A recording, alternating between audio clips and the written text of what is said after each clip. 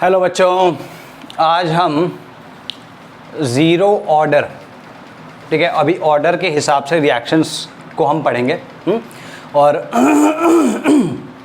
हर order की reaction के बारे में जो भी हम इन डेप्थ चीज़ें, छोटी मोटी बारीकियां जो जान सकते हैं वो हम जानेंगे, ठीक है। तो this lecture is about the kinetics of zero order reaction, ठीक है। उससे पहले एक चीज़ रिवाइज करवा देता हूँ कि ऑर्डर जानने के 3 तरीके हम अभी तक कर चुके हैं। पहला है कि आप K की unit, K is rate constant, rate constant की यूनिट जान के उसको कर सकते हैं, ठीक है, उसके ऑर्डर को जान सकते हैं किसी भी रिएक्शन के। दूसरा कि अगर आपको चेंज इन रेट पता है, change in rate of reaction पता है और change in concentration of the particular reactant पता है तो आप उसका ऑर्डर निकाल सकते हो। ये फॉर्मूला हमने लिखा है, change in rate of reaction is equals to change in concentration of a reactant और product raise to its order, ठीक है। ये फॉर्मूला हम देख चुके हैं। और तीसरा कल जो मैंने करवाया था कि जो सिंपल रिएक्शंस होती हैं या सिंगल स्टेप रिएक्शंस होती हैं या फिर एलिमेंट्री रिएक्शंस होती हैं, उन रिएक्शंस के लिए जो स्टोइकियोमेट्रिक कोएफिशिएंट होता है that is the order itself, that itself is the order, ठीक है ना। उसमें हमें उस रिएक्शन को देखते ही पता चल जाएगा कि उसका ऑर्डर क्या है। गॉट दिस, ठीक है। तो kinetics of zero order reaction देखते हैं भाई, ठीक। लेट्स से बहुत ही सिंपल तरीके से एक सिंपलेस्ट इक्वेशन हम ले सकते हैं कि भाई एक कोई ऐसी रिएक्शन है। तो जब कभी भी ऐसी रिएक्शन लोगे तो तुमको हमेशा ये चीज़ करनी है जो मैं भी कर रहा हूँ भाई। t इक्वल्स टू 0 पे लेट्स से इसकी a0 थी, ये 0 थी, ठीक है। ये t इक्वल्स टू t की अगर हम बात करते हैं, लेट्स से इसकी at आती है इस टाइम पे, at को हम लिख सकते हैं a0 माइनस x, मतलब इसमें से जो कंज्यूम हो चुका है और इसमें 1:1 का रेशियो है तो यहाँ पर ये इक्वल टू x आएगा। अच्छा, अगर मैं इसको लिखना चाहूँ तो b के टर्म्स में इसको bt लिख सकता हूँ, ठीक है। तो इसको मैं bt लिख सकता हूँ। क्लियर होगी बात। तो ये बेसिक है। इसमें से x कम होगा, इसमें x बढ़ जाएगा, या इसमें कम, इसका कॉन्सेंट्रेशन कम होगी, इसकी कॉन्सेंट्रेशन बढ़ जाएगी एट एनी टाइम t। तो हमें इसमें जानना ये है कि किसी भी टाइम t पे, देखो एक तो हम जानते हैं कि अगर मैं इसमें रिएक्शन, रेट ऑफ रिएक्शन लिखना चाहूँ, आर अगर मैं लिखना चाहूँ, या जो कॉमा आर लिखते हैं अगर मैं लिखना चाहूँ तो मैं क्या कह सकता हूँ उसको, minus of dA upon dt। ये लिख सकता हूँ कि नहीं लिख सकता हूँ मैं? सिंपल है, ये लिख सकता हूँ। तो ये तो मुझे पता है ना ऑलरेडी, ठीक। मुझे ये भी पता है,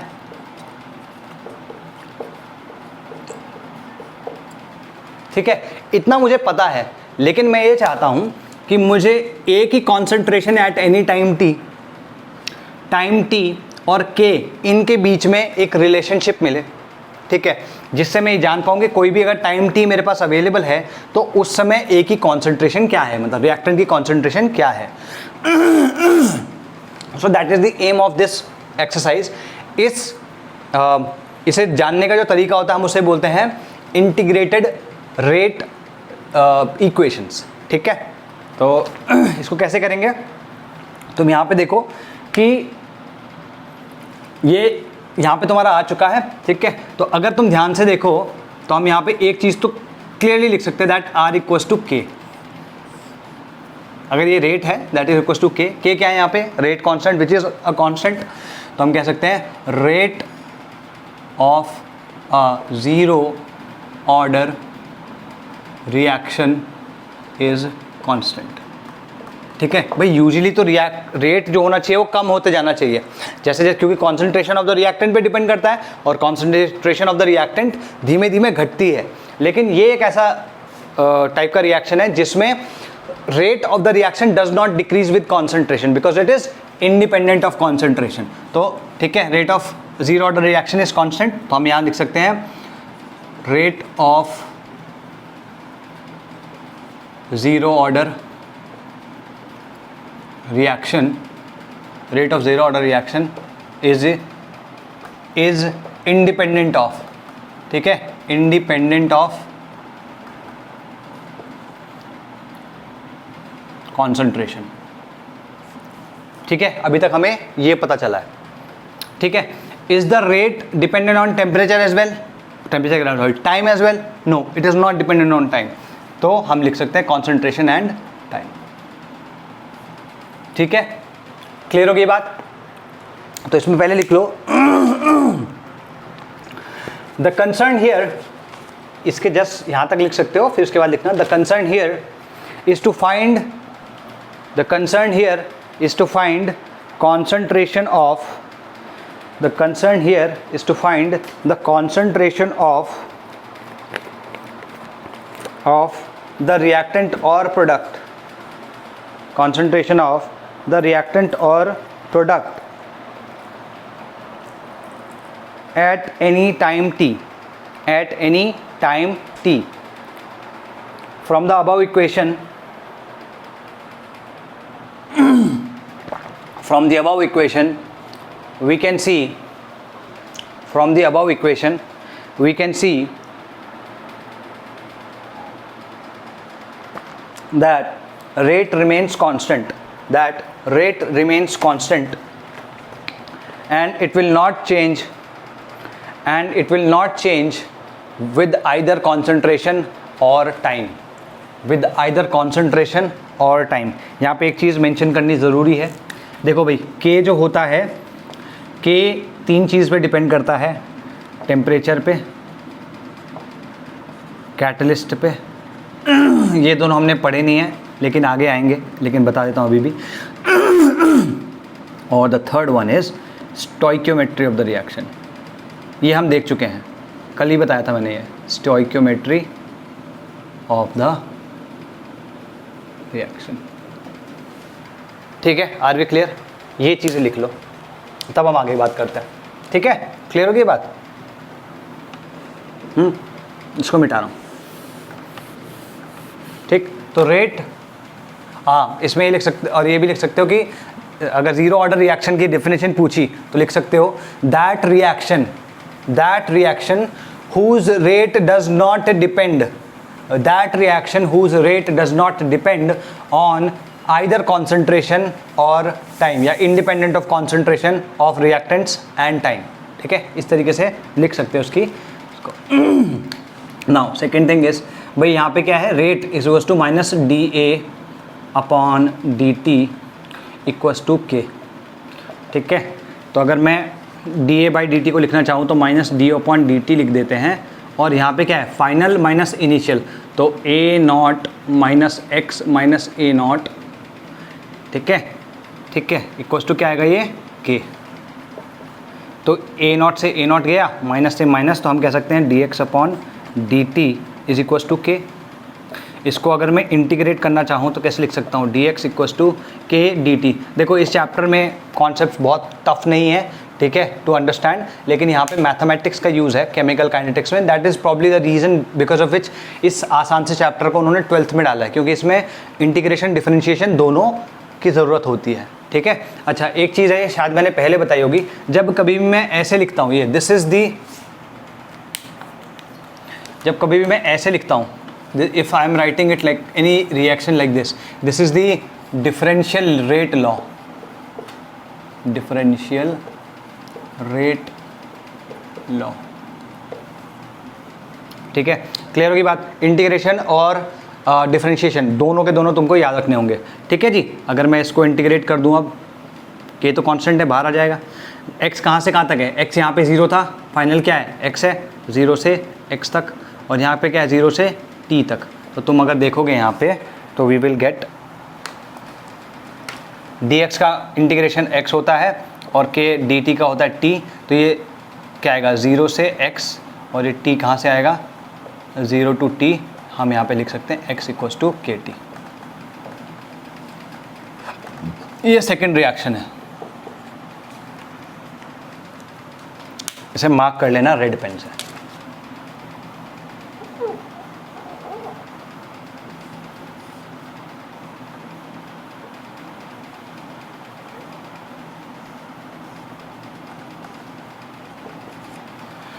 ठीक है।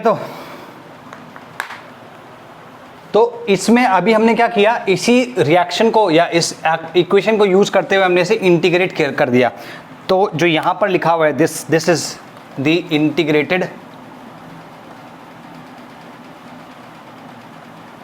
Rate law. ठीक है, तो हमें इंटीग्रेटेड रेट लॉ भी इसमें देखना है। अच्छा, x equals to K T आ गया। ठीक है, तो क्या मैं इस इक्वेशन को यूज कर सकता हूं? Can I use this equation? इस इक्वेशन को यूज करते क्या होगा, A T is equals to A not minus X. इसको मैं लिख सकता हूँ A not minus K T. ठीक है, तो अगर मैं रिएक्शन लिखना चाहूँ तो सॉरी ये इक्वेशन लिखना चाहूँ तो मैं ये भी लिख सकता हूँ। This is your third equation जो कि तुम्हें याद रखनी चाहिए। तुम्हारी एनसीईआरटी में एक्चुअली ये R to P reactant to product दिया है, ये आर नॉट दिया है और ये आर दिया है। ठीक है, उसके टर्म्स में ये एनसीईआरटी के उसमें है। इससे अभी मैं एकदम कोई काइंड ऑफ मिररिंग नहीं कर रहा हूँ इसकी, सिर्फ इतना बता रहा हूँ कि तुम्हारी एनसीईआरटी में इस तरीके से दिया हुआ है और जो मैंने लिखा है और जो तुम्हारी एनसीईआरटी में दिया है दोनों के दोनों सेम चीज़ें हैं।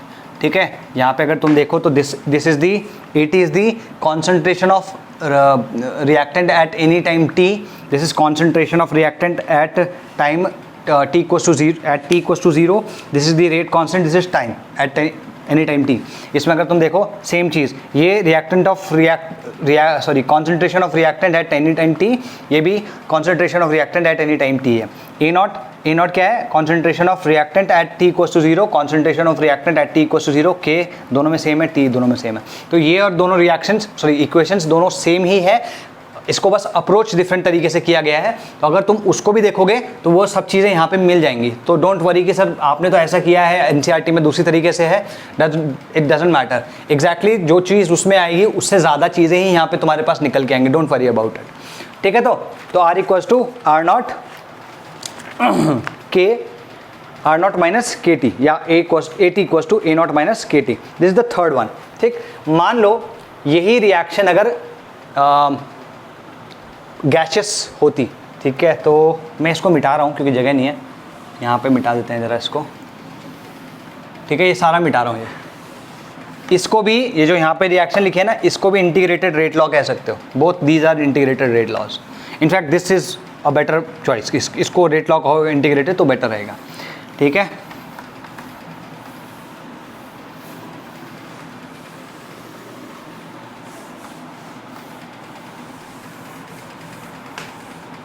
अरे ये तो सब कुछ मिटा दिया हमने, गलती से मिस्टेक हो गया।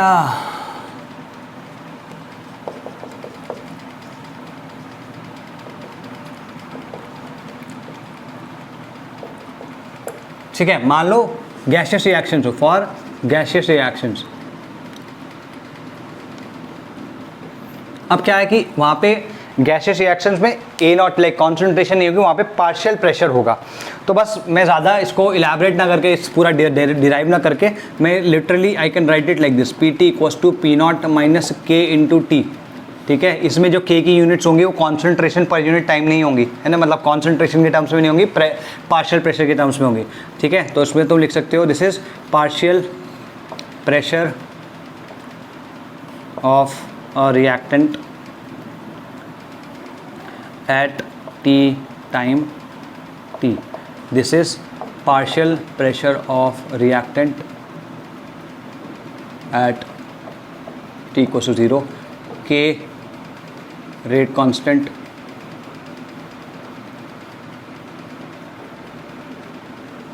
ठीक है, इसकी जो यूनिट्स होंगी वो इस केस में पर सेकेंड ही होगी। इस केस में तो पर सेकेंड ही होगी, बाकी और केसेस में अलग हो सकती है क्योंकि ये ज़ीरो ऑर्डर है।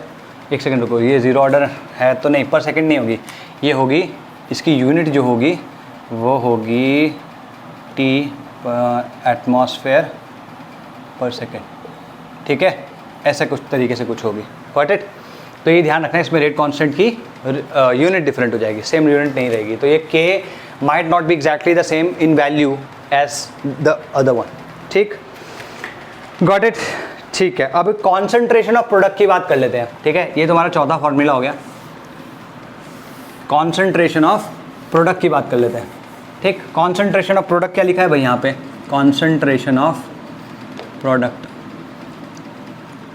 B T equals to X, sorry B T equals to X, X is equals to K T, तो हम कह सकते हैं that B T equals to K T. ये तुम्हारा 5वां हो गया। ठीक है, बी टी क्या है? Concentration of product at any time T equals to K into T. ये हो गया तुम्हारा। अगर मान लो यही प्रेशर में होता तो इंस्टेड ऑफ दिस हम लिख रहे होते P B T equals to K T. Got it? बस ये हो गया। अच्छा चलो ठीक है, मान लो ये रिएक्शन इंस्टेड ऑफ दिस ये होती, let's say this what the reaction, या रादर ऐसे करते हैं,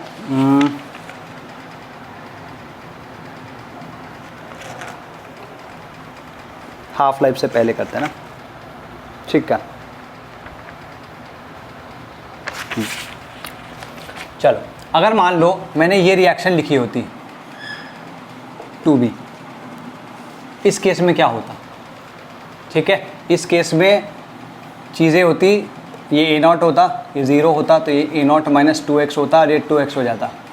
ठीक है, तो अगर तुम यहाँ पे ध्यान से देखो तो पूरा का पूरा काम करने के बाद तुम्हारे पास x equal to K T ही आता। ठीक है, वो हम आगे देखेंगे अभी एग्जाम्पल के साथ में। और अगर मैं बी टी रखता हूँ तो that will be equal to 2 K T, और पी बी टी रखता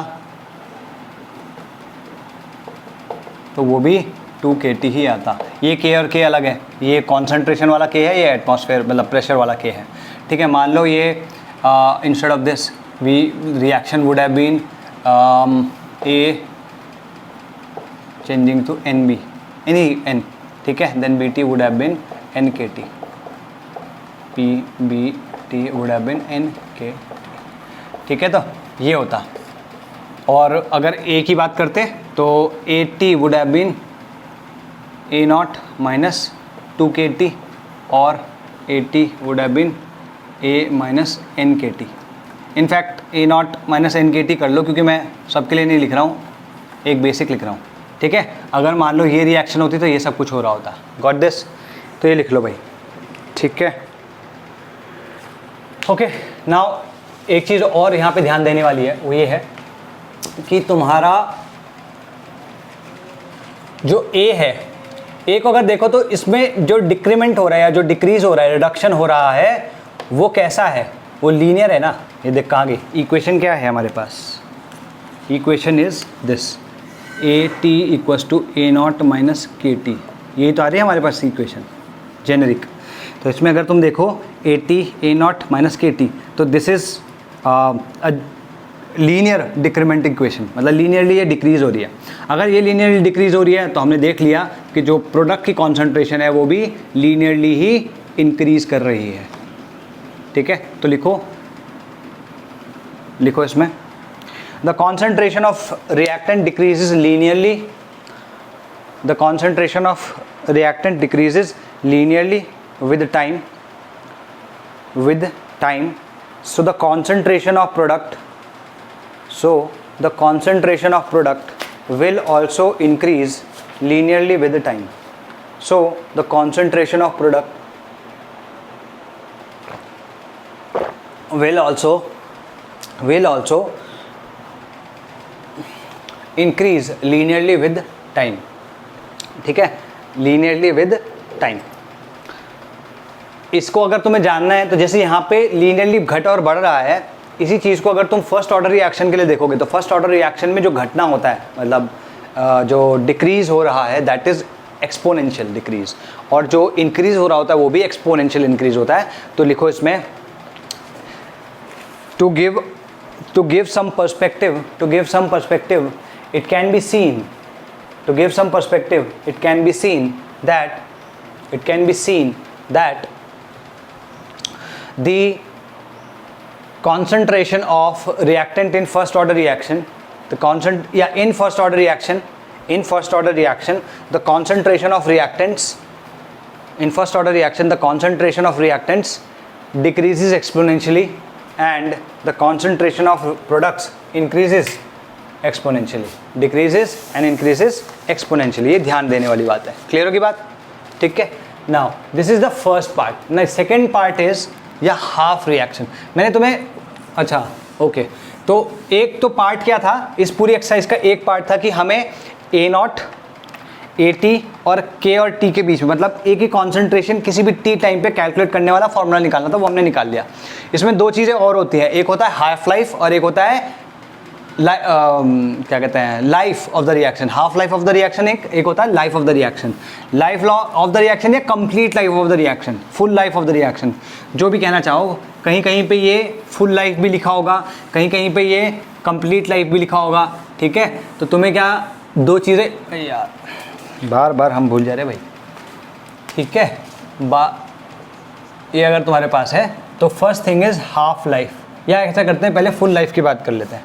life of reaction, life of reaction, life of reaction का मतलब क्या हुआ? ठीक है, पहले देखो लाइफ ऑफ रिएक्शन लिखो, that period of time, period of that period of time in which that period of time in which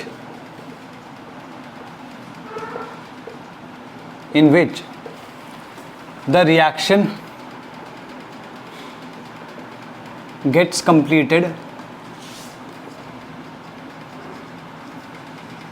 or the concentration of reactant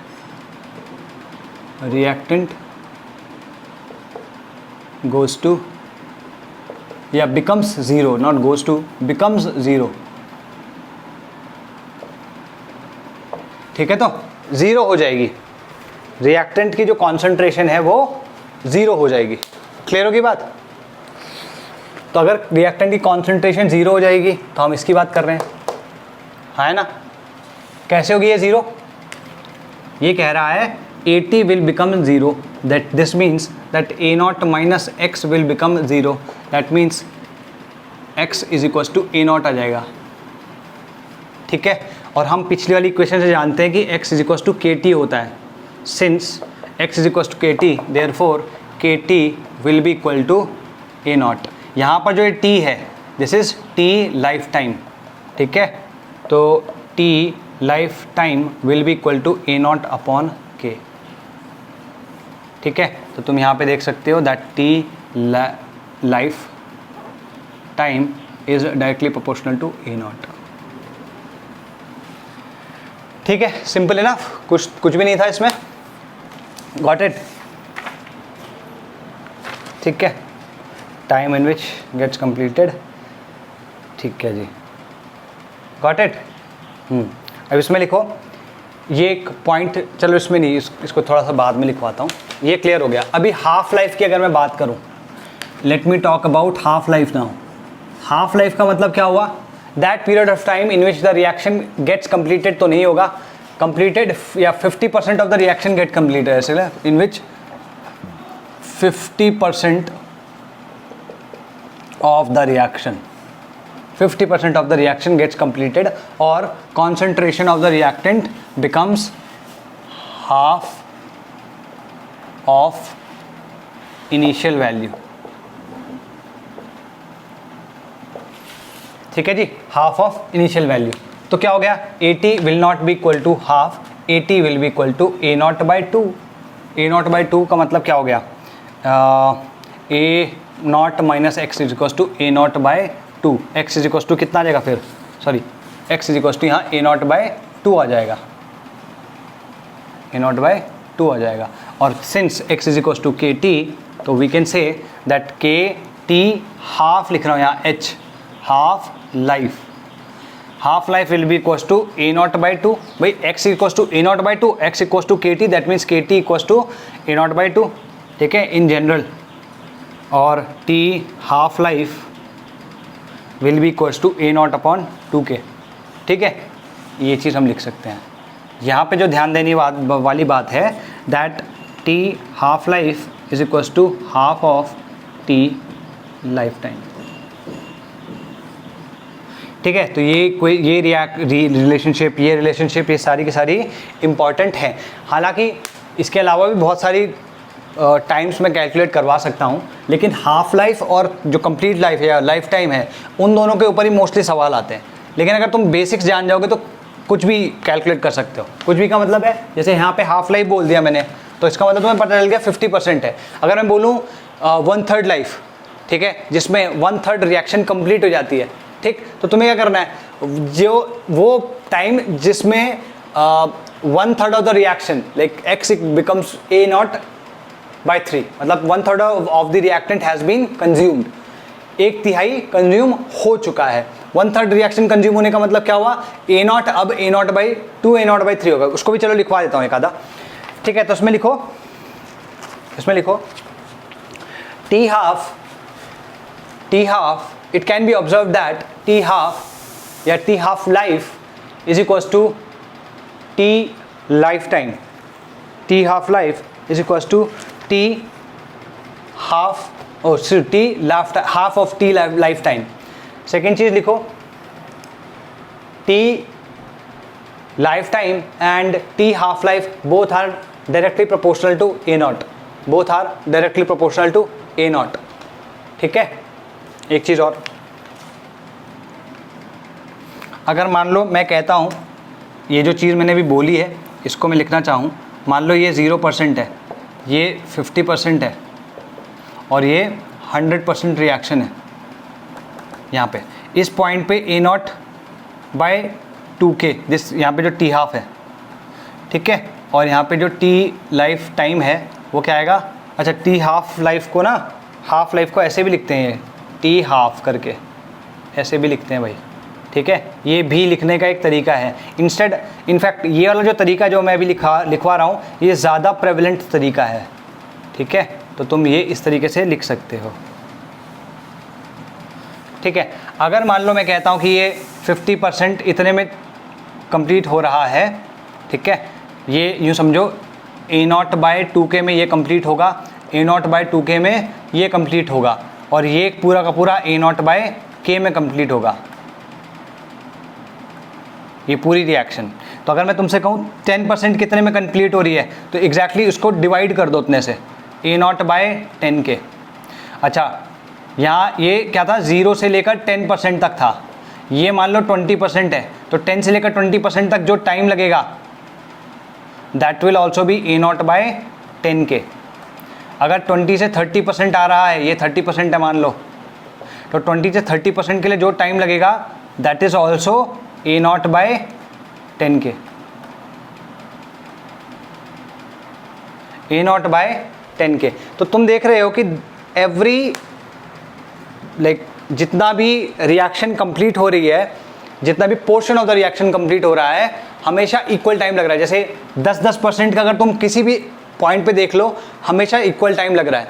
in general ऐसा होता नहीं है। अगर मान लो तुम कभी भी कोई काम शुरू करते हो, ठीक है, तो तुम क्या करते हो, शुरुआत में बहुत फास्ट होते हो कि हाँ यार काम करना है, फिर धीमे धीमे क्या होता है, एंथू लूज हो जाता है, ठीक है, मोटिवेशन खत्म हो जाता है, तो बहुत स्लो हो जाते हो, तो तुम्हारा rate of doing that work has decrease. लेकिन यहाँ पे पूरा का पूरा सेम बना रहता है, ठीक है। तो लाइफ में जीरो ऑर्डर रिएक्शन बनना है और कोई रिएक्शन नहीं। जीरो ऑर्डर रिएक्शन बनोगे तो all the time same tempo बना के रखोगे। तो 10% अगर तुम 0 से 10% की बात करो तो भी वो A0/10K से टाइम में हो रहा है। अगर तुम 10 से 20 की बात कर रहे हो तो भी A0/10K में, 20 से 30 की बात करो तो भी A0/10K, 30 से 40 A0/10K, 40 to 50 A0/10K, 50 to 60 A0/10K, 90 to 100 भी करोगे तो भी A0/10K में ही होगा। Got this? क्लियर होगी बात? तो अगर मान लो मैं तुम्हें पूछूं कि T1/3 क्या होता है, तो तुम लिखोगे A0 अपॉन, एक सेकेंड रुको, A0/3 A0/10K, ठीक है जी। अगर मैं T1/4 पूछूं, नहीं एक सेकेंड रुको, 33% है ना, नहीं, A0 अपॉन 3K आएगा ये। अगर मैं T1/4 पूछूं तो A0 अपॉन 4K आएगा। अगर मैं T1/5 पूछूं तो ये A0 अपॉन 5K आएगा, ठीक है। ये ध्यान रखना, इस तरीके से ये हमेशा रहेगा। चाहे तो तुम खुद करके देख लेना, मैं एक का बता देता हूँ बस। Let's say 1/3 of the reaction होनी है। 1/3 ऑफ द रिएक्शन होने का मतलब क्या हुआ, 1/3 ऑफ द रिएक्शन होने का मतलब हुआ 1/3 x = A0/3। x equal to A naught by 3 डाल दो यहाँ पे, ये कितना हो जाएगा ए नॉट बाई 3, तो x इक्वल टू कितना आ जाएगा 2 ए नॉट बाई 3। क्लियर होगी बात? अच्छा, टी हाफ एक्स के इक्वल टू, एक सेकेंड मैंने कुछ गलती तो नहीं किया, एक सेकेंड x इक्वल टू के ना, अच्छा तो ये अगर x equal to 2 A naught by 3 है तो यहाँ पे इसको 2 ए नॉट बाई 3 डालना पड़ेगा ना बाबू, या रादर जब x equal to A naught by 3 आ रहा है तो सीधे सीधे इसी इक्वेशन में डाल दो ना कि equal to A naught by 3, तो यहाँ पे अगर तुम डालोगे तो ये क्या जाएगा, ठीक है। तो इन जनरल अगर मैं लिखता हूँ t1 by N, this will be equal to A naught upon N K, पहली चीज़ तो ये आ गया फॉर्मूला, और इसमें अगर तुम देखो t1 by N is directly proportional to A naught, तो ये दोनों चीज़ें भी नोट डाउन कर लेना, ठीक है। t1 by N equal to A naught by N K, ठीक है। 100% का मतलब क्या हुआ, t1 by 100, sorry t1 by 1, तो ये n इक्वल टू 1 आ जाएगा ए नॉट बाई के, जो हम पहले देख चुके हैं। Got this? ठीक है। अब एक पॉइंट लिखना है, इंपॉर्टेंट पॉइंट है, वो आगे ऐसे पता नहीं चलेगा। वो पॉइंट ये है कि कभी किसी रिएक्शन में हम क्या करते हैं कि एक पर्टिकुलर रिएक्टेंट को की कॉन्सेंट्रेशन हम एक्सेस में रख देते हैं, या एक की जो मात्रा है, the amount of one of the reactants, और all but one of the reactants, सारे के सारे रिएक्टेंट्स या एक रिएक्टेंट जो भी कह लो, उसकी रिएक्टेंट की जो कॉन्सेंट्रेशन है उसको हम एक्सेस में ले लेते हैं। तो जब कभी भी हम ऐसा करेंगे किसी पर्टिकुलर रिएक्टेंट की कॉन्सेंट्रेशन एक्सेस में ले लें, तो उस रिएक्टेंट के करस्पॉन्डिंग जो रेट होगा, इस करस्पॉन्डिंग ऑर्डर होगा, वो ज़ीरो हो जाएगा। जैसे मान लो a plus B gives products, मान लो ये कोई रिएक्शन है, ये नोट करके है, हाँ अब इसकी वो भी लिखवाऊंगा, इसको भी लिख लेना तुम, a plus B gives product, ठीक है जी, okay, a plus B gives product, a plus B gives product, तो क्या था, a plus B gives product, हाँ मान लो इसका रेट जो है वो ऐसे दिया है, a raise to 1 and b raise to 1, for example ऐसे कुछ दिया, ठीक। नाउ मान लो मैंने b को एक्सेस में कर दिया, ठीक। एक्सेस में करने का मतलब क्या हुआ, इसकी कॉन्सेंट्रेशन चेंज नहीं होगी, क्योंकि इसकी कॉन्सेंट्रेशन चेंज नहीं होगी तो हम मतलब r will not be dependent on this, ठीक। इसको हम कांस्टेंट मान के k के साथ लिख सकते हैं, तो मैं इस केस में r को लिख सकता हूँ k dash into a raise to 1, ठीक है। इसमें तुम देखोगे कि b की कॉन्सेंट्रेशन पे अब ये डिपेंड नहीं कर रहा, मतलब b रेस टू 0 पे, तो order with respect to b becomes 0। उल्टा कर लो, a को एक्सेस में रख लो और b को नॉर्मल रख लो, तो भी ऐसे होगा, order with respect to a will become 0, ठीक है। तो कभी भी किसी जगह पे किसी रिएक्टेंट की कॉन्सेंट्रेशन को अगर तुम एक्सेस में ले लोगे तो उस रिएक्टेंट के विद रिस्पेक्ट में जो ऑर्डर होगा वो 0 हो जाएगा। तो इस चीज़ को लिखो, if any reactant is taken into excess, the order of the reaction with respect to that reactant,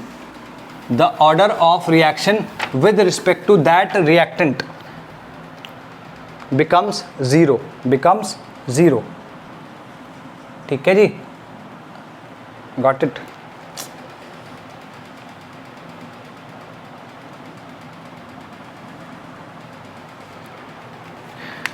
ठीक है, तो ये हम ऑलरेडी देख चुके हैं कि इसमें क्या किस तरीके से हो रहा है। Now let's take a look at degree of dissociation, ठीक है। इसको हम पहले भी देख चुके हैं, अल्फ़ा से हम डिनोट करते हैं, ठीक है। अल्फ़ा को अगर मैं डिफाइन करना चाहूँ तो मोल्स डिसोसिएटेड अपॉन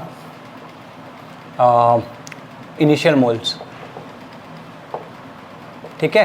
तो क्योंकि वॉल्यूम सेम है तो हम यहाँ कॉन्सेंट्रेशन को मोल्स के टर्म्स में भी ले सकते हैं।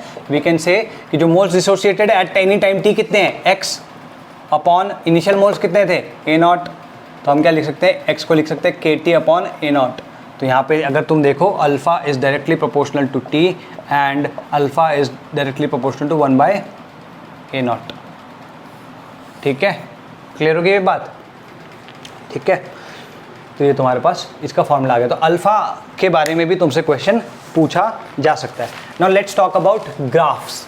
अब ग्राफ्स की बात कर लेते हैं थोड़ा सा, ठीक है? तो लिखो इसमें graphs related to zero order. Graphs related to zero order, कौन कौन से ग्राफ्स हो सकते हैं वो सारे के सारे बनाता हूँ पहले मैं, ठीक है? सबसे पहला है तुम्हारा रेट वर्सेस टी। एक सेकेंड रुको, इसको ना थोड़ा छोटा छोटा कर देते हैं ताकि हमारे बाकी ग्राफ्स भी आ जाए भाई। ये है रेट वर्सेस टी। सेकेंड है तुम्हारे पास, थर्ड भी है, फोर्थ भी है, फिफ्थ भी है। खूब सारे बनवाएंगे तुमसे graph Babu.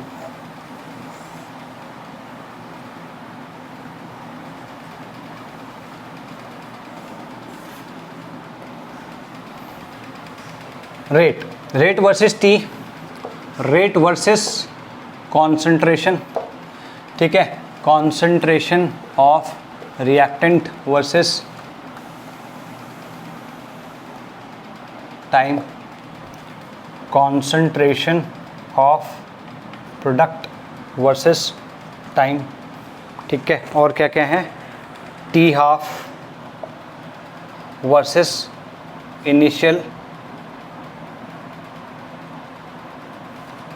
Concentration and alpha with respect to time, ठीक है जी? इन सब के ग्राफ बनाते हैं।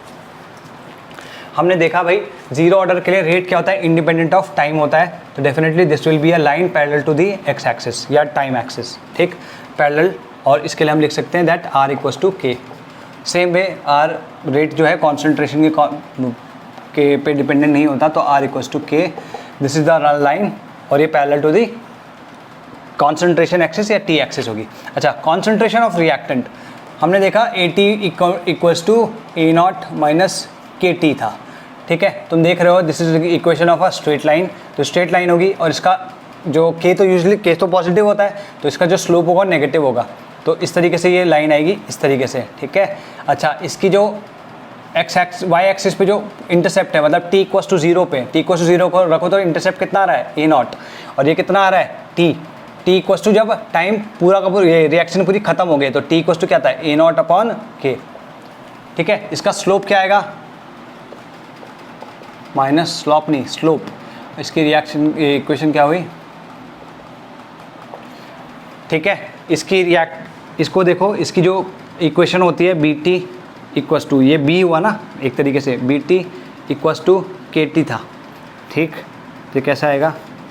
इसका जो स्लोप होगा के होगा, ठीक है? तो अच्छा, टी हाफ इनिशियल कॉन्सेंट्रेशन पे डायरेक्टली प्रोपोर्शनल था, सिंपल सी बात है। This will be a straight line passing through origin. इसमें भी तुमने देखा ये टी के डायरेक्टली प्रोपोर्शनल था, तो ये भी इस तरीके से आएगा। इसका स्लोप होगा के अपॉन ए नॉट, इसका स्लोप होगा A naught by 2k, 1/2k initial concentration, slope is equals to 1/2k, ठीक है? तो यहाँ पे सबकी चाहे तो इक्वेशन भी लिख लो, T half equals to A naught by 2k। यहाँ पे क्या था? Alpha is equals to K T upon A naught. इसकी तो रिएक्शन तो हमने सबकी रिएक्शन भी लिख लिया है। देख लेते हैं हमारे पास कुछ बचा तो नहीं। X equals to K T not blah blah blah blue variation of concentration versus time, ठीक है? So everything done, taken care of, ठीक? अच्छा, इसमें अगर तुम ध्यान से देखो, तुम्हें ऐसा कोई ग्राफ दे देगा वो, ठीक है? ऐसा कोई ग्राफ दे देगा और तुमसे पूछेगा कि अभी ऑर्डर ऑफ द रिएक्शन बताओ। तो ये चौथा मेथड है to determine order of the reaction. अगर ग्राफ्स इन जो यहाँ पे क्वांटिटीज़ लिखी हैं, इनके बीच में ग्राफ्स इस तरीके के होंगे, है ना? ग्राफ्स इस तरीके के होंगे, तो कहाँ गया? हाँ, तो दिस तुम्हें गेस करना होगा कि ऑर्डर क्या है, और यहाँ पे दिख रहा है तुमको कि ऐसे ग्राफ्स होंगे तो वो जीरो ऑर्डर होगा, ठीक? तो तुम्हारा ऑर्डर 0 आएगा। इनफैक्ट ये 2013 एडवांस में आया था, if I am not wrong, advance 2013 में आया था इसके ऊपर। ये किसका स्लोप, ये किसका कौन से ऑर्डर का रिएक्शन होगा अगर स्लोप ऐसा है तो। क्लियर है, सिंपल इनफ। ठीक है जी, अब आगे बात करते हैं। ठीक है, इसमें कुछ एग्जांपल्स लिख लो भाई, लिखो examples of zero order reaction, examples of zero order reaction, examples of zero order reaction. तो पहला एग्जांपल को फोटोकेमिकल रिएक्शंस, फोटोकेमिकल रिएक्शंस। ठीक है, फोटोकेमिकल रिएक्शंस कौन सी होती हैं, जो कि लाइट या अल्ट्रावायलेट लाइट्स या रेडिएशन की मदद से होती हैं। ठीक है, तुमने अपना ऑर्गेनिक में पढ़ी होंगी फ्री रेडिकल रिएक्शंस, है ना, ऑफ या हेलोजनेशन ऑफ एल्केन्स, तुमने पढ़ा होगा। तो वो कहाँ से किस तरीके से स्टार्ट होती है, इनिशिएट कैसे होती हैं, बाय रेडिएशन ओनली। ठीक है, तो हम एक एक करके सब लिखते हैं। First is photochemical. ठीक है, तो फोटोकेमिकल रिएक्शन कौन सी हुई, those reactions which are initiated by, those reactions which are initiated by radiation, those reactions which are initiated by radiation. ठीक है जी, these the rate of these radiations या the rate of these reactions, देखो the rate of these reactions depends upon the intensity of the radiation, the rate of these reactions depends upon the intensity of the radiation and is independent of the concentration and is independent of the concentration and is independent of the concentration of and is independent of the concentration of the reactants। ठीक है, तो ये एक example हो गया तुम्हारे पास, got it. ठीक है, नेक्स्ट लिखो, ये जो नेक्स्ट वाला लिखवा रहा हूँ ये बहुत सारी गैसेस के लिए ट्रू है। ठीक है, तो ये रिएक्शन क्या है, decomposition of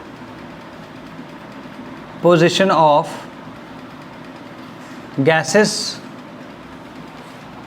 on the surface of a solid metal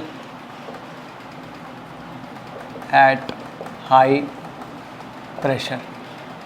इसका हम एग्जाम्पल कल देख चुके हैं, वैसे वो हाई प्रेशर का नहीं था, हाई कॉन्सेंट्रेशन का था, बट देन अगेन। ठीक है, तो इसमें लिखो, देखो certain gases decompose on the surface of heavy metals, such as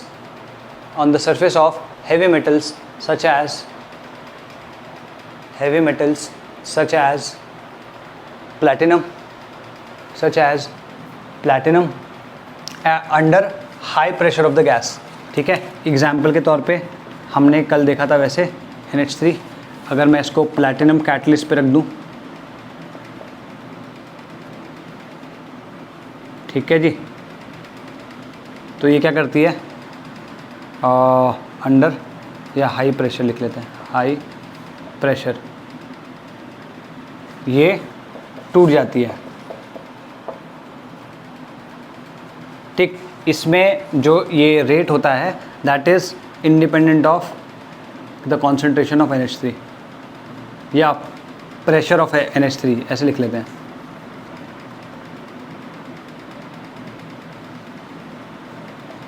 ठीक है, इंडिपेंडेंट ऑफ प्रेशर। होता क्या है कि जैसे ये प्लैटिनम है, प्लैटिनम का सरफेस है, ठीक है, इस पर क्या हुआ, शुरुआत में तो अगर तुमने लो प्रेशर रखा हुआ है तो प्लैटिनम क्या करता है, NH3 को एड्जॉर्ब कर लेता है, प्लैटिनम एड्जॉर्ब्स NH3, प्लैटिनम एड्जॉर्ब्स NH3।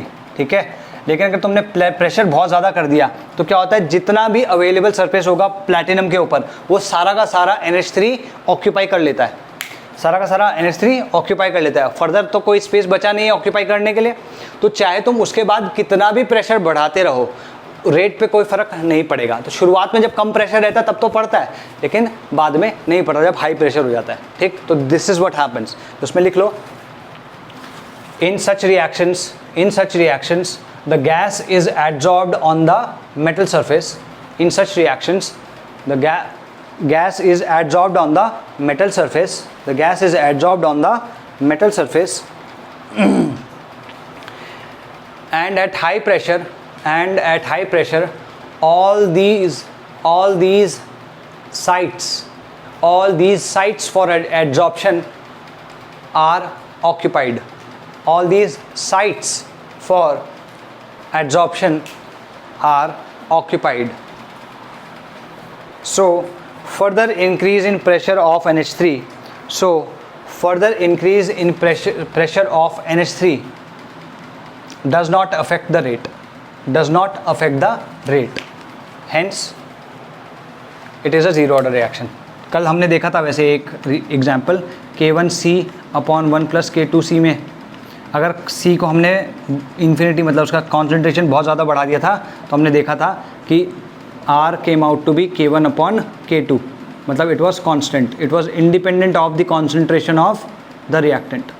ये आया था कि नहीं आया था? तो सेम बेसिकली इसी चीज़ को बताने के लिए वो मैंने बताया था, वही एग्जाम्पल तुम यहाँ पे भी यूज़ कर सकते हो अगर तुम्हें कभी बताना हो तो. ठीक है. थर्ड लिखो एंजाइम कैटालिसिस. थर्ड लिखो एंजाइम कैटालिसिस. ये one of the most important reactions है. एंजाइम कैटालिसिस जो होता है वो जीरो ऑर्डर होता है with respect to the reactant, but it only depends on the enzyme, the concentration of enzyme. तो अगर एंजाइम कैटालिसिस की तुम बात करो तो एंजाइम कैटालिसिस में लेट से सबस्ट्रेट है. सबस्ट्रेट पता होता है ना जिसका रिएक्शन हो रहा होता है, और मान लो यहाँ पे एंजाइम है और यहाँ पे प्रोडक्ट है. ठीक है. तो इसका R लिखोगे तो ये आएगा K into enzyme raise to 1 but substrate raise to 0. ठीक है. ये ऐसा आएगा K is equals to R equals to K into enzyme raise to 1 and substrate raise to 0. ये क्लियर है? ठीक है जी. ओके. ठीक है ना. लास्ट लिखो the thermal decomposition of HI. The thermal decomposition of HI on gold surface. The thermal decomposition of HI on gold surface is a zero order reaction. Is a zero order reaction. Is a zero order reaction. ठीक है जी. Clear होगी बात. अब next लिखो some important characteristics of zero order reactions. Some important characteristics of zero order reactions. ये important characteristics क्या हैं? जैसे मैं ऑलरेडी बता चुका हूँ, मतलब समझा चुका हूँ, बस अब मैं लिखवा रहा हूँ. मान लो 0 से 10% तक तुम्हें रिएक्शन करानी है. ठीक है. फिर 10 से 20%, 20% से 30% एंड देन करते 90% से 100% तक. ठीक है जी. तो अगर यहाँ पे कोई टी टाइम लग रहा है 0 से 10 में, तो 10 से 20 में भी टी टाइम लगेगा, यहाँ से भी टी टाइम लगेगा, यहाँ से यहाँ पे भी टी टाइम ही लगेगा. ठीक है. तो इसमें लिखो इक्वल परसेंट ऑफ रिएक्शन. ये मैं ऑलरेडी समझा चुका हूँ, इसमें समझाने वाला कुछ नहीं, बस लिखवाने वाला है. देखो equal percentage of reaction completes. Equal percentage of reaction completes in same time. Equal percentage of reaction completes in same time. In same time. ठीक है. Got it. तो ये तुम ये इसको नोट डाउन कर सकते हो. सेकंड लिखो concentration of reactant left. Concentration of reactant left after equal interval of time. Concentration of reactant left after equal interval of time is R in AP. R in AP. जैसे A not मतलब t equals to 0 पे क्या होती है? t equals to 0 पे जो AT है that is equals to A naught. ठीक है. t इक्वस टू टी पे अगर मैं बोलूँ तो AT is equals to A naught minus KT. t equals to exactly 2t पे कितना होगा? AT is equals to A naught minus 2KT. t equals to 3t पे कितना होगा? सॉरी 80 नहीं, चलो ठीक है 80 इस तरह से लिख रहा हूँ. AT equals to A naught minus 3KT.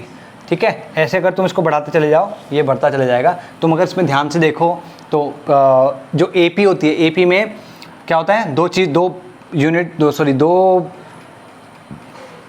क्या बोलते हैं उसको, 2 वेरिएबल्स होते हैं. फर्स्ट इज इनिशियल या क्या बोलते हैं यार उसको, फर्स्ट टर्म ए, जो फर्स्ट टर्म है, ठीक है। तो फर्स्ट टर्म जो होती है इस केस में ए नॉट है, और जो कॉमन डिफरेंस होता है, जो कॉमन डिफरेंस होता है वो क्या है, that is minus K T, ठीक है। तो तुम ध्यान से देखोगे कि ये इनके बीच में भी के टी का डिफरेंस है, इनके बीच में भी के टी का डिफरेंस है, इनके बीच में भी के टी का डिफरेंस है, बाकी सबके बीच में भी के टी का डिफरेंस होगा, ठीक है। नेक्स्ट लिखो हाफ लाइफ, चलो ठीक है, वैसे इस तरीके से लिख लो, T half is directly proportional to A naught, T 1/n is directly proportional to A naught, ठीक है। This is the third point, got it. ऐसे बहुत सारे पॉइंट्स मिल जाएंगे बट इतना काफ़ी है, गॉट इट। ठीक है जी, अब ऐसा करते हैं, कुछ कुछ क्वेश्चंस कर लेते हैं, ठीक, लिखते हैं, चलो एक एक करके मैं बोलता जा रहा हूँ, उसको करते जाते हैं।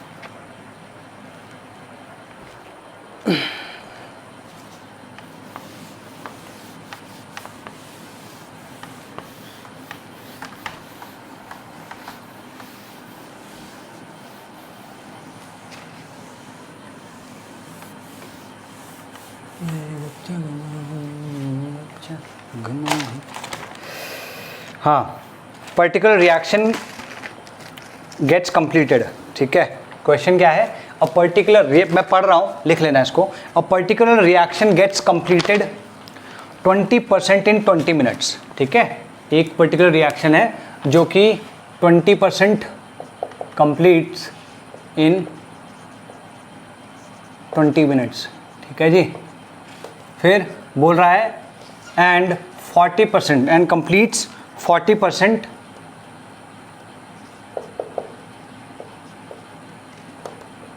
इन 40 मिनट्स। जो 40% हो रही है वो 40 मिनट में हो रही है, ठीक है। तो कह रहा है determine the order of reaction and rate constant. तो ऑर्डर एंड के ये निकालना है तुमको, ठीक है। Determine the order of the reaction and rate constant of the reaction, got it. कैसे करेंगे, देखो भाई, हमारे पास क्या है, जैसे नॉर्मल रिएक्शन है हमारे पास, इस तरीके से लिख सकते हैं अपन, ठीक। तो क्या होगा, इसमें कह रहा है वो A naught at T equals to 0 पे था, ये 0 था, टी इक्वल्स टू 20, टी 20 पे मतलब, या टी इक्वल्स टू 20 पे, 20 मिनट्स पे, ये कितना हो जाएगा, ए नॉट माइनस कितना टूट चुका है, 20% कंप्लीट होने का मतलब क्या हुआ, ए नॉट बाय 5 या 0.2 ए नॉट, कितना जाएगा 0.8 ए नॉट, ठीक है, 0.2 ए नॉट। अच्छा, टी इक्वल्स टू 40 पे ये कितना हो गया, 0.6 ए नॉट आ जाएगा। कैलकुलेट करके देख लेना, ए नॉट माइनस 0.4 ए नॉट यही आ जाएगा, ठीक है। तो हम सीधे सीधे फॉर्मूला लगा सकते हैं, A T equals to A not minus K T, ठीक है। के टी ये वाला फॉर्मूला लगाओगे तो टी इक्वल्स टू 20 पे अगर तुम देखोगे यहाँ पे क्या आएगा, ए टी कितना है 0.8 A naught equals to A not minus K into 20, ठीक है। तो पहले तो ऑर्डर करना है ना, ऑर्डर हमको जानना है। तो ऑर्डर अगर तुम देखोगे ऐसे तो पता चलता नहीं है, तुम इस इक्वेशन में डाल के देखो क्या आएगा, ए नॉट ये कितना गया minus A naught 0.2, K into 20 equals to 0.2 A naught, ठीक है। और K will come out to be equal to A naught upon 100, ठीक है। K equals to A naught, इससे टी इक्वल्स टू 40 पे डाल के देखो, 0.6 A not minus K into 40, ठीक है। यहाँ कितना आ जाएगा, ए नॉट ये कितना आ जाएगा, K into 40 equals to 0.4 A naught. यहाँ पे भी अगर तुम देखो तो K equals to A naught upon 100 आ रहा है। तो देखो यहाँ पर हमने जो इन्फॉर्मेशन, हमें नहीं पता था कि ये 0 ऑर्डर है, मैंने तो ऐसे तुक्के में लगाया, ठीक है। हिट एंड ट्रायल मेथड है, ध्यान रखना। मुझे नहीं पता ना कि इसका ऑर्डर क्या है, तो क्या किया मैंने, पहले मैंने 0 ऑर्डर में रख के देखा। तो रखने के बाद हमने देखा कि के की वैल्यू दोनों में सेम आ रही है, के की वैल्यू दोनों के दोनों केसेस में सेम आ रही है। तो हम कह सकते हैं क्योंकि ये जो इक्वेशंस थी 0 ऑर्डर रिएक्शन की थी, और इन इक्वेशन में वैल्यूज रख के, जो हमें वैल्यूज दी गई थी उन्हें रख के के की वैल्यू दोनों में सेम आ रही है, that means this reaction is 0 order reaction, first thing. Second, के की वैल्यू ये है, तो हमारे दोनों के दोनों आंसर्स एक ही स्टेप में आ गए या एक ही काम करने से आ गए, ठीक है। तो इसमें लिखो, ठीक है, इसमें लिखो since the equations used are from zero order reaction and the value of k is coming out to be constant, hence we can say that this is a zero order reaction and k equals to a naught by 100 and k is equals to a naught by 100। इसके नीचे लिख लेना this is a hit and trial method। यही सारी questions तुम्हारे से first order और second order में भी आते हैं। तो जब कभी भी इस तरीके का कोई क्वेश्चन आए, ठीक है, और तुम्हें बोले कि इसका ऑर्डर बताओ और के बताओ, तो ऑर्डर बताने का ये भी एक तरीका है एक और, ठीक है, ये 5th तरीका हो गया तुम्हारे लिए। इसमें क्या करना होता है कि तुम्हें हिट एंड ट्रायल देखना होता है। तो तुम्हें नहीं पता कि कौन सी रिएक्शन का, सॉरी, कौन सा ऑर्डर होगा रिएक्शन का। व्हाट यू डू इज़ कि तुम एक कोई सी भी रैंडम ऑर्डर की रिएक्शन पकड़ते हो, उसकी इक्वेशंस में इसे इन वैल्यूज़ को डाल के देखते हो और फिर देखते हो कि के की वैल्यूज़ क्या आ रही हैं। अगर के की वैल्यूज़ कांस्टेंट आ रही हैं, इसका मतलब वही उसकी ऑर्डर ऑफ रिएक्शन है, ठीक है। तो usually like you know whenever this question comes, तुम्हें सबसे पहले सीक्वेंस क्या अपनानी है, फर्स्ट ऑर्डर में ट्राई करो। अगर फर्स्ट ऑर्डर में आ गया तो ठीक है, नहीं तो फिर जीरो ऑर्डर में ट्राई करो, और फिर नहीं आया तो उसे सेकेंड ऑर्डर में ट्राई करो, ठीक, क्योंकि मैक्सिमम क्वेश्चन तुम्हारे फर्स्ट ऑर्डर से आएंगे, ठीक, फिर सेकेंड, फिर जीरो ऑर्डर से, और कहीं बहुत रेयरली सेकेंड ऑर्डर से। Got it. तो फर्स्ट ऑर्डर में पहले रखना है, जीरो ऑर्डर में तब, और फिर सेकंड ऑर्डर में, ठीक है, बाकी के सब बाद में होंगे। तुम कहोगे सर आपने सीधे जीरो ऑर्डर में रखा था। पहली बात तो मुझे पता ही था कि इसको देख के समझ में आ रहा है ना। अभी मैंने एक चीज़ लिखवाई थी कि सेम अमाउंट ऑफ रिएक्शन है कंप्लीट इन सेम टाइम। तो 20 मिनट में 20% और 20% से 40% कितने में हुआ होगा, 20 मिनट्स में, है ना। ऐसे देख के बदल रहा है। दूसरा क्योंकि मैं करवा ही इसको रहा हूँ, है ना, तो पहले तो मैं इसी को कराऊंगा ना। अभी तो मैंने तुमको फर्स्ट ऑर्डर पढ़ाया ही नहीं है। गॉट इट, ठीक है जी। Let's take a look at the next one. 3A gives a product. अब ये काफ़ी इंटरेस्टिंग चीज़ है, ठीक है। ये कैसे होता है ये देखो, एक मिनट रुक जाओ। मान लो कोई रिएक्शन इस तरीके की है। अगर 3A is converting into product,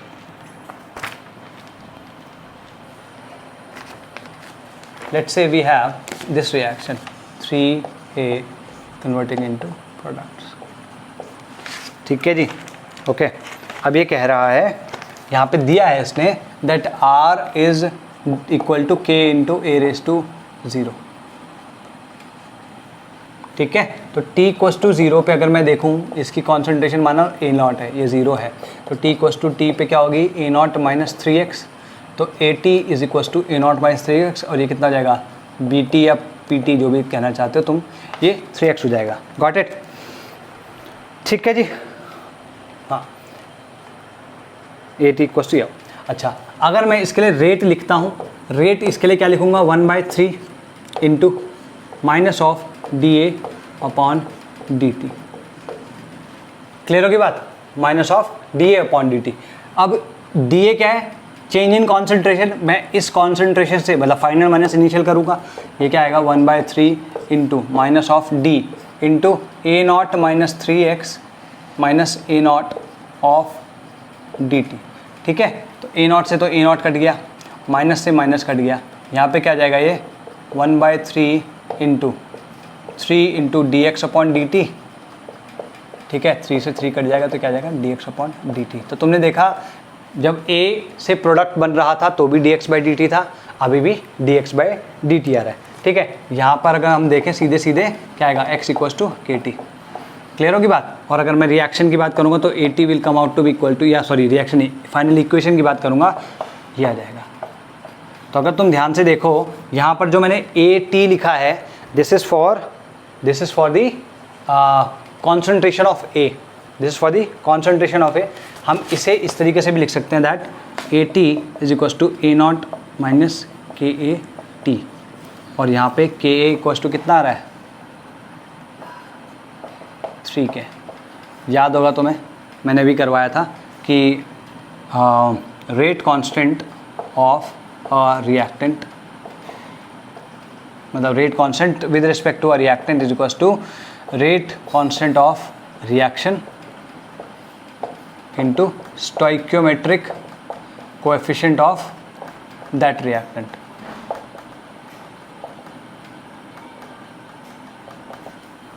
ठीक है, तो stoichiometric coefficient of that reactant. ठीक, तो लिखो इसमें D A by D T will not change, D A by D T will not change even if,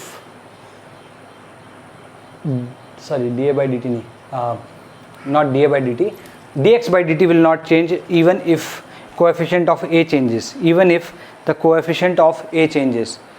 ठीक है जी, हियर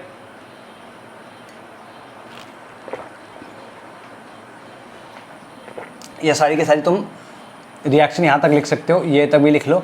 उसके बाद तुम देख सकते हो कि विद रिस्पेक्ट टू ए जो रेट कांस्टेंट है वो के ए है। अगर मैं इसको कैलकुलेट करूँ तो 3 इंटू के आ रहा है, जो कि हम यहाँ से इस इक्वेशन से भी देख सकते हैं कंपेयर करके। ठीक है जी, इसको इस तरीके से देखो, ये वाली रिएक्शन अभी मत देखो, सॉरी ये वाली इक्वेशन मत देखो, इस इक्वेशन को देखो, के will be equals to K into 3, ये इसको 3k को तुम के रख दो, बस ये आ जाएगा। ठीक है जी, ओके लेट्स, तो कभी भी अगर ऐसा हुआ तो क्या करना है, जहां जहां पर x है या जो k है, ठीक है, x की जगह जैसे यहाँ पे 3 था तो 3x कर दिया, और जहां पर k था वहां पे 3k कर दिया। तो अगर मान लो Na गिव्स प्रोडक्ट, तो यहाँ पे क्या कर दोगे, ये nx हो जाएगा और यहाँ पे ये nk हो जाएगा, बस और कुछ नहीं करना। तो लिखो just replace k with ka, just replace k with ka in the concentration equation of zero order, in the concentration equation of zero order। ठीक है, okay, now let's take a look at the next question। इसमें क्या है, ये 5/2a है। ठीक है, same चीज़ है इसमें भी, लेकिन कुछ और चीज़ें पूछी गई हैं। ठीक है, अच्छा इसमें क्या बोल रहा है, ओके यही है, इसमें इसने बोला है कि हाफ लाइफ बतानी है हमको, अब हमको इसकी हाफ लाइफ बताएं। तो एक बताना चाह रहा है कि हाफ लाइफ पे क्या फ़र्क पड़ेगा, क्या फ़र्क पड़ेगा। ठीक है, तो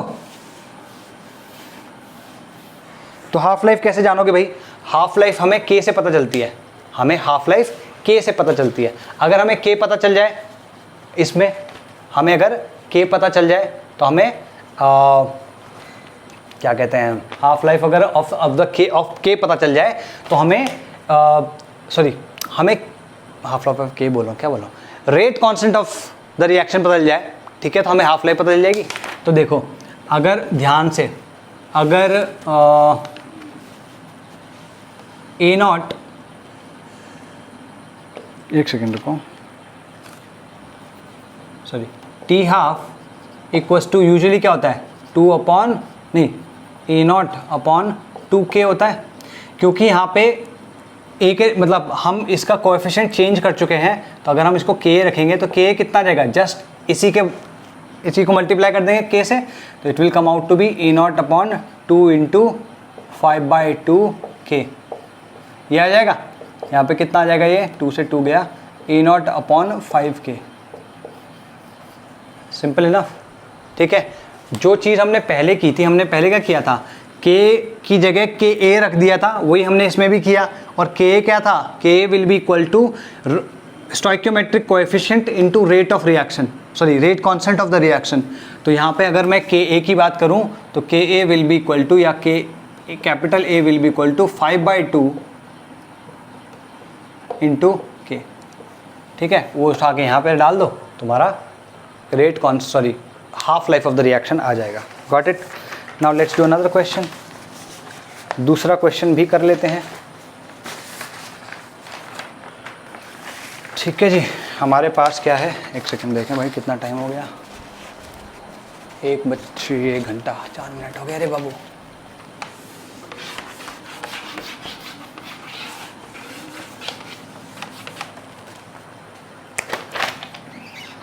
question, a + 2b gives product. ठीक है, r इक्वल्स टू यहाँ पे दिया है k into a raise to 0 and b raise to 0, मतलब ये 0 ऑर्डर रिएक्शन है सिंपली।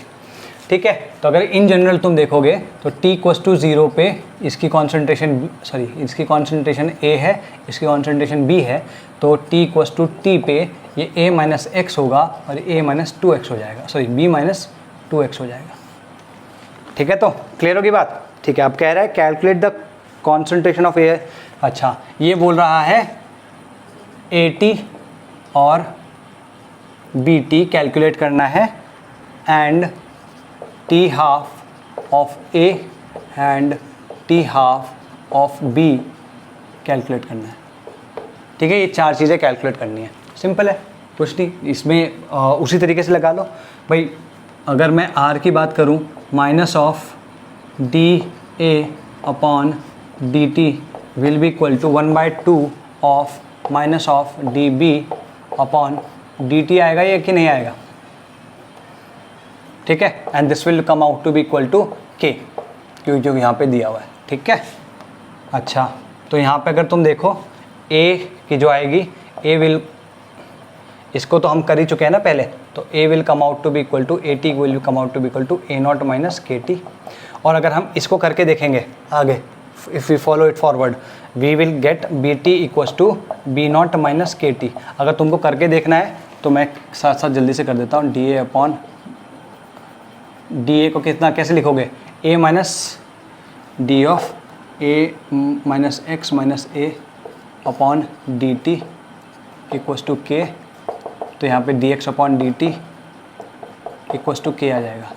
ठीक है, यहाँ पे ऐसा आएगा, इस तरीके से इसके लिए भी आ जाएगा। तो dx बाई dt दोनों के लिए सेम रहेगा, dx बाई dt इसके केस में भी यही आएगा। क्लियर होगी बात? dx बाई dt इसके केस में भी आएगा। तो dx बाई dt अगर इक्वल्स टू ये आ गया तो x इक्वल्स टू kt आ जाएगा, और अगर x इक्वल्स टू kt आ जाएगा तो इन दोनों इक्वेशन में डाल दो, ये आ जाएगा कि नहीं आ जाएगा? 2kt। ठीक है, ये आ जाएगा। तो हमारा पहले 2 चीज़ें हो गई। अब टी हाफ की बात करो।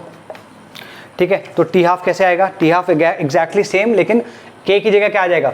एक केस में के की जगह के रहेगा, एक केस में के की जगह 2k आ जाएगा।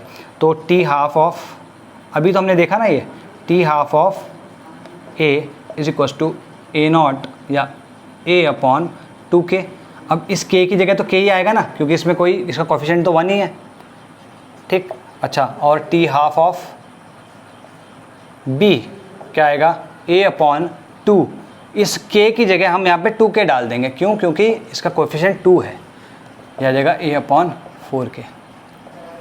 ठीक है जी, आर वी क्लियर? तो ये दोनों हमारे what do you call this, ये दोनों के दोनों हमारे ठीक आंसर्स आ गए।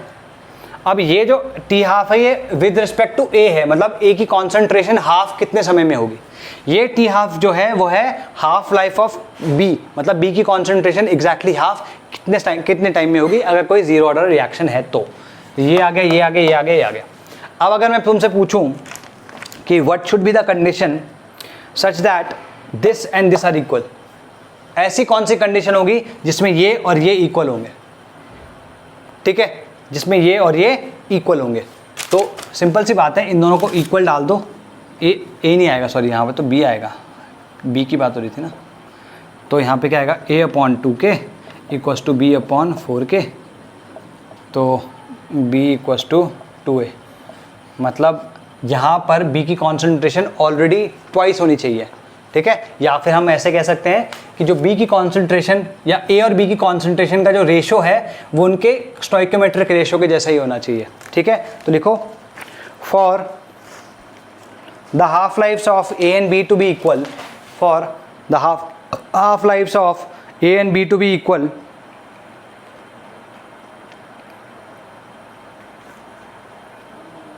the initial concentrations of A and B, the initial concentrations of A and B should be in their, should be initial concentration of A and B should be in the ratio of their, should be in the ratio of their stoichiometric coefficients, should be in the ratio of their stoichiometric coefficients. Second चीज़ लिखो, half life time of reaction is defined. अब तुमसे अगर मैं पूछूं कि इस case में half life of the reaction है क्या कुछ, तो उसका कोई मतलब नहीं है। पूछो क्यों? क्योंकि ये ए और बी जब उस रेशो में नहीं है तो इन दोनों में से एक पहले ख़त्म हो जाएगा। अगर इन दोनों में से एक पहले ख़त्म हो गया तो रिएक्शन एक पॉइंट पे आके रुक जाएगी, ठीक है। तो हाफ लाइफ का कोई वहाँ पे मतलब नहीं बनेगा, ठीक है, वहाँ पे हाफ लाइफ का कोई मतलब नहीं बनेगा। यहाँ पर अगर ये दोनों के दोनों का रेशो 1:2 रहता है, जैसे इस केस में है फॉर दैट मैटर, अगर इनका रेशो इनके स्टोइकोमेट्रिक कोएफिशिएंट्स के रेशो के इक्वल रहता है, तब क्या होगा? तब only the T half of the reaction will be defined. तो लिखो half life of the reaction is defined only, half life of the reaction is defined only when all the reactants are in their stoichiometric ratio, when all the reactants are in their stoichiometric ratio, ठीक है, got it, ये लिख लिया। अच्छा जी, अब आगे की बात करते हैं।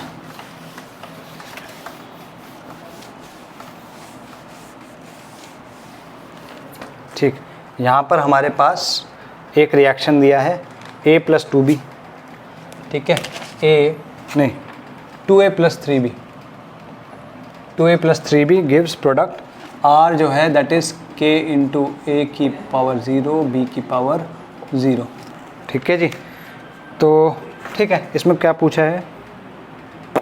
अच्छा यही चीज़ है, चलो कोई बात नहीं, कर लेते हैं। इसमें ये A दिया है शुरुआत में, ये B है, A और B ही दिया है, ठीक है। तो AT will be equal to T = 0 पे ये हाल है, T = T पे क्या हाल होगा?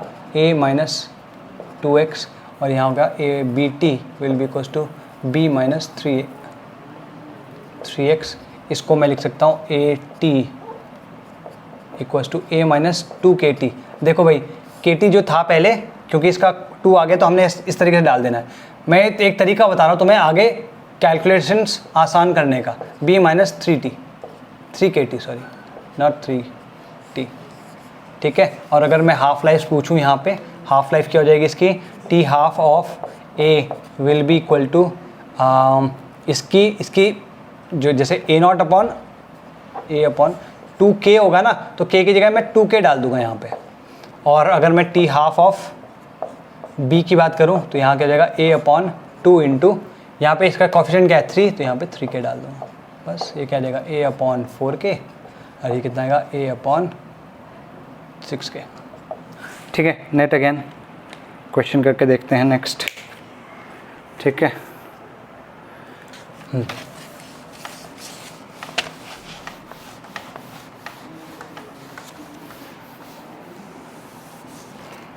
हमारे पास रिएक्शन दी एक है Cl2O7 gives 2ClO2 + 3/2 O2, ठीक है। ये क्या है? 0 ऑर्डर है, गॉट इट। इसमें हमें इन्फॉर्मेशन दी है P0, मतलब इसका जो इनिशियल कॉन्सेंट्रेट वो प्रेशर है वो 600 mm ऑफ Hg है, ठीक है। अच्छा, -D of Cl2O7 upon dt, this is equals to 50 mm Hg/s, ठीक है। तो ठीक है, तो उसमें बोल रहा है पहले रेट ऑफ प्रोडक्शन ऑफ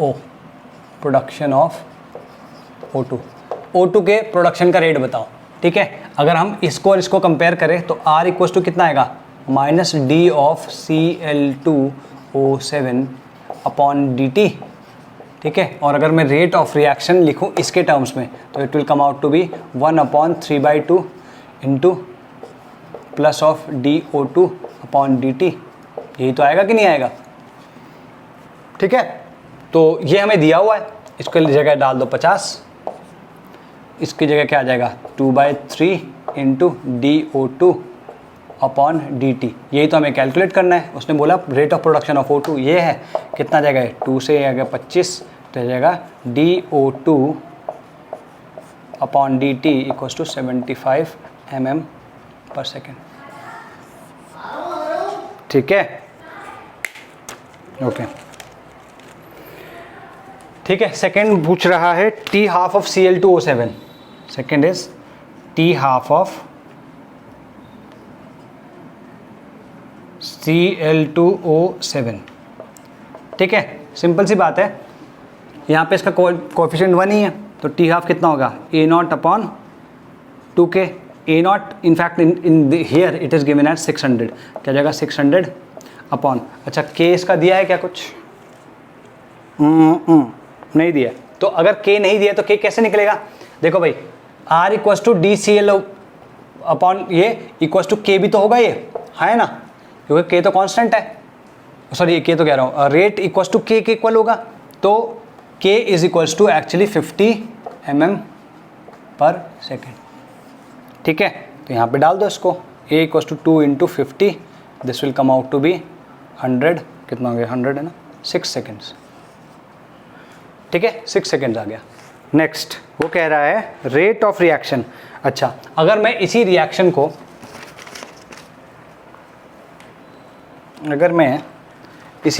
को,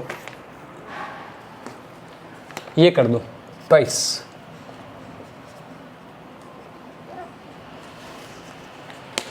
ठीक है, तो कह रहा है रेट ऑफ रिएक्शन, तो रेट ऑफ रिएक्शन बताना है, ठीक है। अगर मैं इसके लिए रेट ऑफ रिएक्शन कर रहा हूं तो जस्ट इसका हाफ हो जाएगा, इस केस में, सॉरी इस case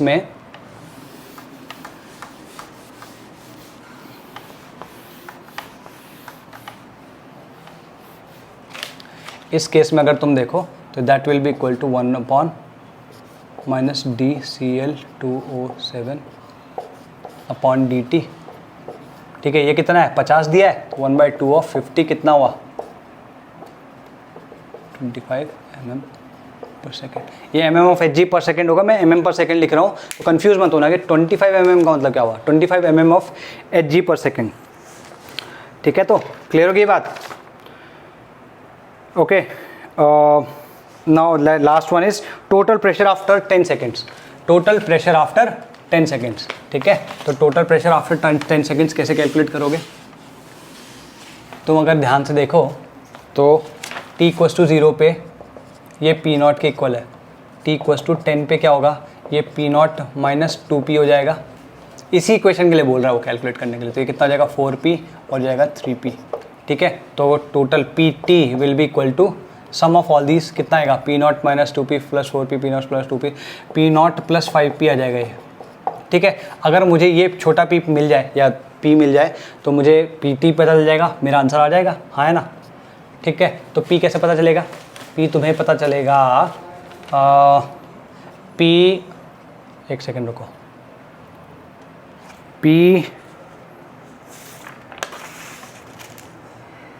T equals to 4C आ चुका है, P0 माइनस PT, ये तुम्हारा क्या है, दिस इज इक्वस टू, ये तो P टोटल हो गया, ये PT, अरे यार अब इसको भी ऐसे नहीं लिख सकते ना, P0 माइनस P दिस। अगर इसको मैं रिएक्शन को लिखना चाहूँ तो मैं कैसे लिख सकता हूँ, जैसे A माइनस 2x होता है ना, तो मैं कैसे लिखता हूँ AT equals to A minus या A0 माइनस 2KT लिखता हूँ मैं कि नहीं लिखता हूँ, है ना, मैं 2KT लिखता हूँ। तो इसी चीज़ को मैं लिख सकता हूँ P, जो ये हो गया P0 माइनस, ये किसके इक्वल है, इसके इक्वल है ना, P0 minus 2P is equal to P0 minus 2KT। तो अगर तुम ध्यान से देखो तो P will come out to be KT, ठीक है। यहाँ पे डाल दो P0 प्लस 5 इंटू KT। अच्छा KT कितने के इक्वल है, K कितना आया था भाई हमारा, K ध्यान रखना,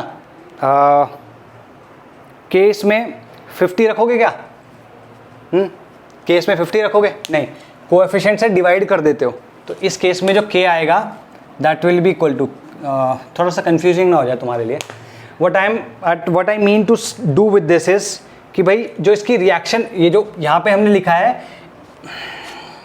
ऐसा करता हूँ मैं इसको दोबारा बताता हूँ तुमको। देखो भाई यहाँ तक तो क्लियर है कि हमें ये चाहिए, P चाहिए। ये अगर तुम इसको देखो तो तुम कैसे लिख सकते हो इसको, जैसे हमने AT equals to A0 minus 2KT लिखा, या 2KT लिखते थे, ठीक है। 2KT का मतलब क्या होता था, ये इसका कोएफिशिएंट 2 है इसलिए मैंने यहाँ पे 2KT कर दिया, ठीक है। अच्छा तो अगर इसको कंपेयर करूँ मैं P0 equals to P not minus 2p से, ये 80 माइनस 8, ये एक तो पी टी कर दिया ना मैंने, इसको टोटल प्रेशर कर देता हूँ यार मैं, टोटल प्रेशर, ये कन्फ्यूजन ना हो जाता इसलिए मैंने ये लिख नहीं रहा था अभी। P T equals to pressure of Cl2O7 at any time t, P not minus 2p आएगा। तो सेम रिएक्शन लिखिए इस तरीके से, तो हम कह सकते हैं that P is equals to KT, ठीक है। P जैसे उसमें x इक्वल्स टू KT आता है वैसे इसमें यहाँ पे P इक्वल्स टू KT आएगा। चलो यार तुमको ना सारा ही कराया था, हटा। इसका रिएक्शन क्या आएगा, R equals to D naught this 1/2 D P Cl2O7 upon dt, ठीक है। यहाँ क्या आएगा, half of minus D P2Cl2 क्या आएगा, P not minus 2p upon ये, तो क्या आएगा D of P not minus 2p minus P not upon dt। तो यहाँ पे अगर तुम देखो तो ये कट चुका है, माइनस से माइनस आ गया, 2 से 2 कट गया, तो ये क्या आ जाएगा dp upon dt equals to k।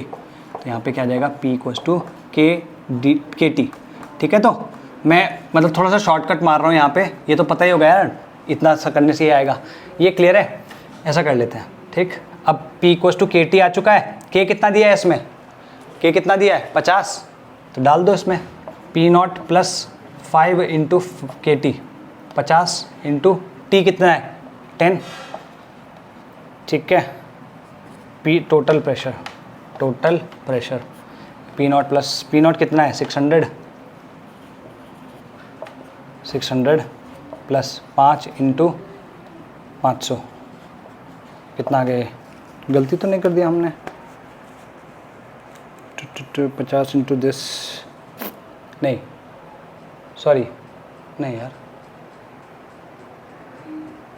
P equals to 250, हम गलती से कोई मिस्टेक तो नहीं कर रहा है।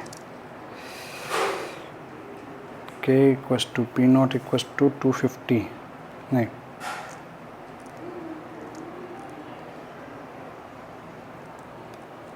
यहाँ पर कुछ गलती आ रही है।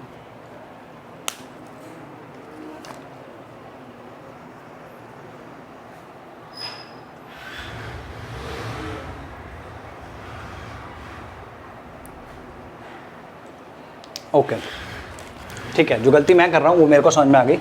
वो ये है कि यहाँ पर जो k है वो इक्वल्स टू 50 नहीं है। क्यों? क्योंकि मैंने इसको डबल किया है, और तुम्हें याद होगा जब भी मैं स्टोइकियोमेट्री चेंज करता हूँ तो रेट कांस्टेंट चेंज हो जाता है, और रेट कांस्टेंट क्या होता है, जो स्टोइकियोमेट्री होती है उसको इससे डिवाइड कर देते हैं, ठीक है। तो यहाँ पर k will be equal to 50/2, this is 25, ठीक है। तो this will come out to be equal to 25 to 50, 600 plus कितना हो गया 1250, 1850, ठीक है। ये तुम्हारा कंप्लीट हो गया भाई, ठीक है। We have already gone past 1 hour 23 minutes, ठीक। तो ये तुम्हारा this is everything about zero order reactions, ठीक, कंप्लीट है। चलो भाई bye bye, complete this as soon as possible.